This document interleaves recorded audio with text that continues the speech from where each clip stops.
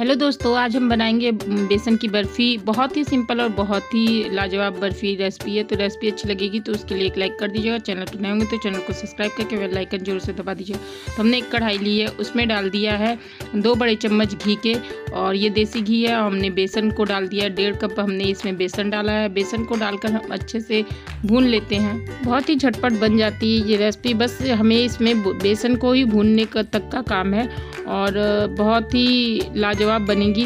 तो इस तरह से हम बेसन को बराबर चलाते हुए, इसके लम्स ख़त्म करते हुए बराबर चलाते हुए भूनेंगे। बेसन और घी है, इसमें लम्स जो पड़ेंगे ना, उसे आप थोड़ा सा दबा के अगर भूनेंगे तो लम्स एकदम ख़त्म हो जाएंगे। तो यहाँ पर थोड़ा सा घी हमें कम लग रहा था तो हमने 2 टेबल स्पून और घी डाल लिया है। नॉर्मल जो टेबल स्पून होता है हमारे घर में खाना खाने वाला, उसी से हमने 2 टेबल स्पून घी और डाल लिया है। तो इस तरह से हम चलाते हुए इसे लो मीडियम गैस पर भून रहे हैं और हमें इसे बराबर चलाना है। इसको मतलब छोड़ना बिल्कुल नहीं है। अगर हम छोड़ देंगे ना तो बेसन हमारा कहीं कच्चा कहीं पक्का ऐसे हो जाएगा। और जब बेसन अच्छे से भूनकर तैयार होता है तो वो गले में चिपकता नहीं है। जब हम बेसन को अच्छे से नहीं भून पाते ना तो हम जो मिठाई बनाते हैं वो अच्छी नहीं बनती है और खाने पे गले में चिपकती है। तो इस तरह से हम बराबर चलाते हुए अपने बेसन को भून रहे हैं। तो रेसिपी आप लोगों को अच्छी लग रही होगी तो रेसिपी के लिए एक लाइक कर दीजिएगा, और चैनल पे नए होंगे तो चैनल को सब्सक्राइब करके बेल आइकन ज़रूर से दबा दीजिएगा, जिससे कि हमारी नई नई रेसिपी आपको इसी तरह से मिलती रहे। और बहुत ही सिंपल रेसिपी हम बनाने की कोशिश करते हैं। तो रेसिपी अच्छी लगेगी तो अपने दोस्तों के साथ ज़रूर से शेयर करिएगा और कमेंट में हमें बताइएगा कि आपने इस तरह से बेसन की बर्फ़ी कब बनाई थी। तो इस तरह से देखिए हम बराबर चलाते हुए इसे भूनेंगे। गैस को हमने लो ही कर रखा है, हाई बिल्कुल नहीं रखेंगे।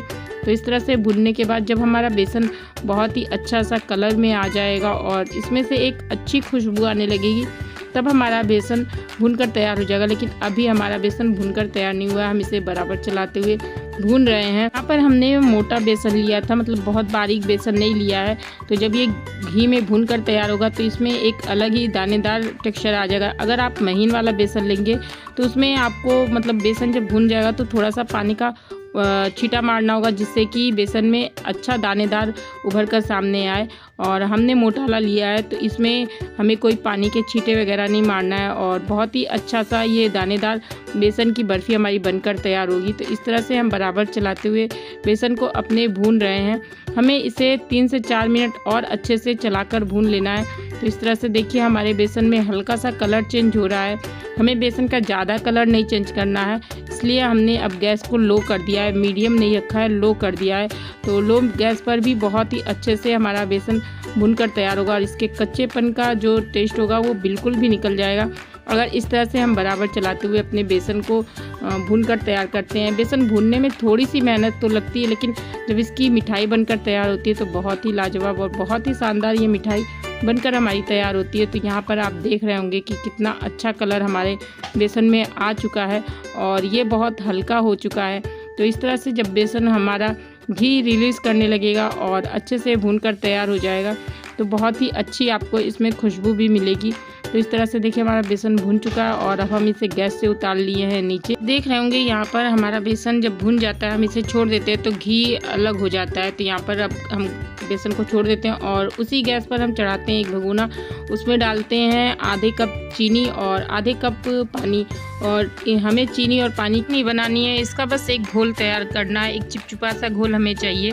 तो इस तरह से हम बराबर चलाते हुए चीनी और पानी को एक दूसरे में मिक्स कर लेंगे और इसे पकाकर एक चिपचिपा सा घोल इसका तैयार करेंगे। तो इस तरह से हमने चीनी और पानी को हाई फ्लेम पर पकाकर तैयार कर लिया है। तो यहाँ पर देखिए जब हमारी चीनी पानी में अच्छे से घुल जाएगी तो हमें 5 मिनट इसे बहुत ही अच्छे से पकाना होगा, जिससे कि हमारा एक चिपचिपा घोल तैयार होगा।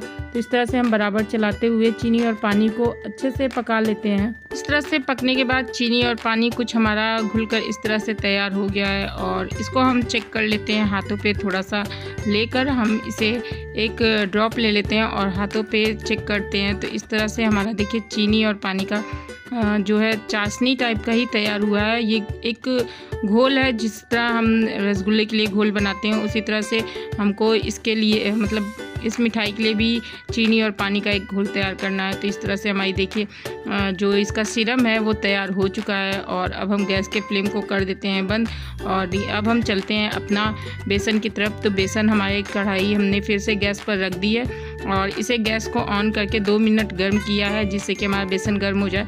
तो यहाँ पर हमने चाशनी को भी डाल दिया अपने बेसन में और डालकर हम बराबर मिलाते हुए इसे चलाएंगे। तो इस तरह से देखिए हम 5 मिनट इसे बराबर चलाते हुए मिलाकर और भून लेंगे, जिससे कि देखिए जो हमारी चाशनी बेसन में मिली है वो अच्छे से मिल गई है। और अब हमारा बेसन एकदम कढ़ाई को आराम से छोड़ने लगा है। तो यहाँ पर गैस के फ्लेम को कर देते हैं बंद और इसको चेक करने के लिए आप थोड़ा सा बेसन एक कटोरी निकाल लीजिए और ठंडा होने के बाद जब ये गोली बनने लगे, हाथ में बिल्कुल भी चिपके नहीं, तो आपको पता चल जाएगा कि हमारा बेसन बनकर मिठाई के लिए तैयार है। तो यहाँ पर हमने एक कंटेनर लिया, उसमें घी लगाकर थोड़े से बादाम से हमने इसे डेकोरेट कर दिया है और इसके ऊपर अब हम डाल देंगे अपना बेसन का जो हमने डो तैयार किया मिठाई बनाने के लिए उसे, और डालकर इसे पूरी तरीके से अच्छे से इसे चारों तरफ फैला देंगे स्पून की सहायता से। इस तरह से चारों तरफ फैलाते हुए हम इसे सेट कर लेते हैं और इसे अब रख देंगे 1 से 1.5 घंटे ठंडा होने के लिए। जब ये ठंडा हो जाएगा तो हमारा बेसन देखिए कुछ इस तरह से हो जाएगा और अब हम इसे दूसरे प्लेट में पलट कर निकाल लेते हैं। तो इस तरह से हमने देखिए जो बटर पेपर लगाकर तैयार किया था उसकी वजह से बहुत ही आसानी से हमारी मिठाई निकल गई है। और अब हम इसे कट कर लेते हैं और कट करने के बाद हम आपको इसका टेक्सचर दिखाएंगे। बहुत ही शानदार इसका टेक्सचर बनकर सामने आता है। पूरी मिठाई को कट कर लिया है और अब हम आपको एक मिठाई निकाल कर दिखाते हैं कितनी लाजवाब, कितनी शानदार हमारी मिठाई बनकर तैयार हुई है। तो आप इसे 2 महीने तक भी आराम से डब्बे में रख कर खा सकते हैं। तो इसी तरह से आप भी बनाइए, खाइए, खिलाइए और अपने अनुभव हमारे साथ जोर से शेयर करिएगा। तो मिलते हैं नई रेसिपी में, तब तक के लिए नमस्ते।